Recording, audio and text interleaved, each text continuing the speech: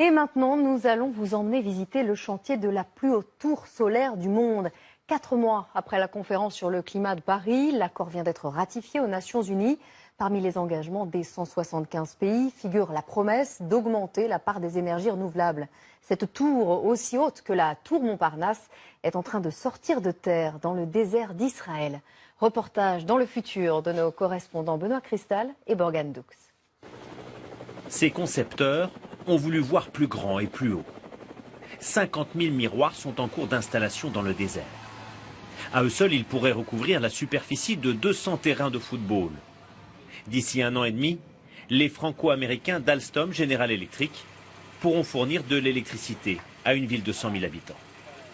À partir de ces 50 000 miroirs, on reflète le soleil vers la tour qui sera construite derrière moi. On est en train de transformer ce site dans une centrale d'énergie renouvelable solaire, utiliser la richesse de notre désert.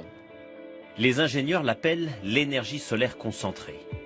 Les miroirs pivotent pour réfléchir le maximum d'énergie solaire vers le sommet de cette tour, une sorte de réacteur où de la vapeur d'eau chauffée par le soleil produira l'électricité.